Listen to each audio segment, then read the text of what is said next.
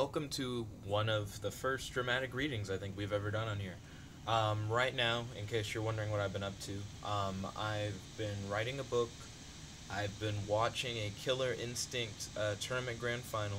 I've been chatting on Amino. Make sure you hit up our group Amino, by the way. Yo, Kirby, welcome to the stream. It's good to have you. But Wink, aka Popcornskeleton on Wattpad, sent me her story on Wattpad, and because I've been doing so much multitasking, I haven't really been able to read it. So now I'm gonna read to you all Popcornskeleton, the first chapter of her story "Little Nightmares" on Wattpad. Ooh. So thank you for tuning in, Kirby, for the live performance. Now I haven't read this myself, so I'm just gonna have to figure out how it goes as it continues forward. So let's get started. I stood on my toes, holding back salty tears as my eyes scanned small holes in the corner of my favorite white and black poster. I put that piece of paper up more times than I could count on my fingers. I reached down with a lame attempt at grabbing the last thumbtack that I needed to pin in the wall. Due to my clumsiness and what seems to be infinite bad luck, I just ended up knocking the whole tub over. In a snap, my sadness turned into rage. This quickly resulted in my need to calm down, coupled with the fact that I hadn't smoked for at least 12 hours. I stepped off the stool and maneuvered around the tracks, trying to get to the door. As soon as my hand made contact with the freezing doorknob, I heard all too familiar voices bickering. Deciding it was best not to get involved, I strolled over to the window. I was quick to ignore that the glass had been shattered. We wouldn't be here for long anyways. I slowly pulled the frame open and climbed out to the roof, grabbing my pack of cigarettes off the nightstand as I went. The frosty wind was biting at my ears, and I almost immediately regretted leaving my coat in the car. My thoughts slowed as I watched flames dance over the end of my cigarette. I soon felt the comfort of nicotine fill my lungs. After taking a couple long drags, when I noticed a boy stepping out of a red, outdated truck. I like seeing Kirby's reaction to the story so far. He said salty. He said cigarettes. Aw, crap. I'm glad that you're enjoying the story so far. He had headphones in, and a skateboard in his hand. It didn't seem clear if he was looking at me or something behind me, but I didn't want to turn around to find out. I put the cigarette out, flinging it from the roof and watching it fall to the street before turning around and climbing into my room again. Let's see, Kirby said, "I'm just over here on Dueling Book." Oh, well, I'm glad you're able to stop by, Kirby. Also, I'm going to try not to interrupt the dramatic reading too much, but I always like to talk with people when they're on live and make it more of an interactive experience. Let's see. There was a loud yelling coming from my parents, but it wasn't unusual. I turned to look out my window to see him staring through his at me. I watched for a while before I noticed his head move, and I caught myself daydreaming. I shot my head down to look at the desk under the window, and with a slight smile I couldn't help but have a feeling, like he was watching something. Watching me. I fell asleep that night, thinking of what happened, about him. I woke up in the middle of the night to the sound of a window opening.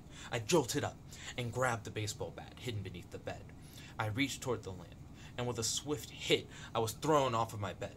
I screamed loud until I saw nothing but black. I heard nothing, but I could feel moving. My body went left, then right, then left once more, then finally straight. I woke up and didn't see anything but a bright light. I squinted slightly before hair fell to cover most of my face. Then something spoke. Faith? I couldn't quite make out the sound, but I knew it wasn't human. The sound pierced my ears like a million sharp needles. I jolted my head every which way when the voice spoke again. It was the worst thing I'd ever heard. Welcome to our little nightmare. I woke to the sound of my alarm going off. I jolted from my bed, pretty much falling until I catch myself on the table beside my bed. I hit the alarm off, not knowing my own strength, or rather, how asleep my arm was. The alarm fell from the table with a loud crash. I could hear my mother yelling. I decided to ignore her. I had gotten used to it. I walked to my closet and out on a light blue sweater that matches my hair and holes in skinny jeans and Adidas. So it's puts on. I see what you meant. I looked in my broken mirror to do most of my makeup. I then headed down the stairs and by my mom, heading out the door. I had grabbed my black bag and on the way out, I pushed it over my shoulders. I jumped onto my bike and began down the driveway. It didn't take long until I arrived at the school. I put my bike into the spot it was meant to be at, and I pulled a chain from my bag, wrapping it around the pool and the bike, locking it. I headed for the office, and sure enough, the boy from next door had cut me off. He smiled at me, but said nothing. We both headed into the office and got our schedules. We didn't have to say our names due to the fact that we were placed with 2 different secretaries. We headed out of the office and to our first class, of course. It was English. I sat in my seat, a whole 2 seats away from him, before the teacher spoke. "Faith, my wood!" I stood up and sighed, walking to the front, and I began talking. "Hello, all. My name is Faith. My friends call me Faye, but please, don't plan on it. I don't want to make friends while I'm here, and I really just want to be left alone." I walked without hesitation to my seat and sat down. Then I heard it as the teacher talked again. "Aries Lee Smith?" My eyes shot to the boy from next door, and I thought, that's his name? I spent the rest of class thinking about him. I couldn't help it. Then the bell rang. The rest of the day went by in a rather sort of blur. He was in most of my classes, but nowhere to be seen. I was also busy drawing in my sketchbook. There was nothing that could break my attention from drawing, not even Aries, especially when I know everything that the teachers are doing. I don't understand why teachers think that if you're from a different state, that you're dumber than the kids that are raised here, when actually more. It was ninth period, a few minutes till the bell rang. By the time I was done packing up, the bell had rang. Like thunder, I was gone from the room and to my house within minutes. Aries was nowhere to be found. But I didn't mind. Just more time to sleep. I walked in the house and up the stairs. I knew that dinner wasn't ready and probably wouldn't be. I had lived all the way across the world about a few days ago. It felt like I had been up all night, and it was now morning. I fell onto the bed and didn't even change. I hugged the pillow and closed my eyes before I drifted to sleep. And then I heard it. "Welcome to our little nightmare." To be continued. So, what do you all think of the video? What did you think of Little Nightmares, a dramatic story by Popcornskeleton? Currently only the first chapter is out. Would you like to see more dramatic readings in the future? Definitely post in the comment section below. Let me check the live chat real quick, because I know Kirby's been here with us.